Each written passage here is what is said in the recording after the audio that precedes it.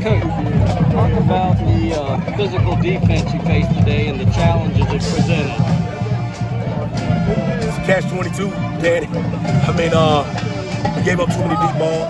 Guys got their eyes in the backfield. But when we needed to, guys stepped up and they played. Really proud of Noah Jenkins coming back after a shoulder injury, playing the corner for us, playing really well. Loren Johnson made some big plays, laid down the stretch, and our defensive line played well.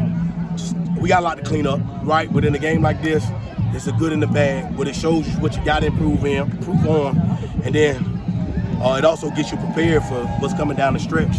You know what I mean? We got some good teams that are in the region that you got to play, you know, to make it to the ultimate goal, and this is a game that prepares you for this, whether they're 4A, 3A, 2A, 1A. It's Highland Springs and the school down the street, so you got to get ready to play all the time.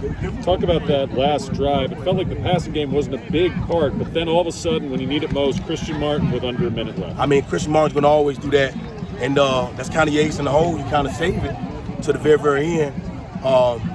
Again, offensively got stuff to clean up, and we'll get it done. I know we will, but probably the biggest part of what happened that last, you know, I guess 3-4 minutes is we wanted to finish the game with the ball, right? The way it was going back and forth, I didn't want to give them a chance. I wanted to be all on us, and our defense had played well enough for us to win the game anyway. So we just had some things that we wanted to do that we couldn't get done early because of their defense and the way they played it. So we saved those things to the end, and then one of those plays was there, and Tamandre ran a great route, Christian threw a great ball. Hey, congratulations on the win, Coach. What was the message to your players being down at halftime? What was the message to you guys at halftime? Stay focused, man. You guys don't get an opportunity to watch the film, but, you know, with the way technology is, you know, we can see stuff on the sideline and things were just not done right. We just didn't play well in the first half at all. Then we got to the red zone and didn't score right before the half. It's just a lot of little different things that, again, I keep saying it, you know, we got to work on it and get cleaned up before this stretch. But that's on us as coaches to get the players ready so we don't make those same mistakes anymore. And that's all we talked about, just execution in the second half. When we execute, we'll be better and we can win the ball game. Jakari's involvement in the second half there, how big was he in opening things up for you guys offensively? I mean, in the first half, we ran, I think they said 21, 26, 22 plays. So I wanted to get him in the ball game early.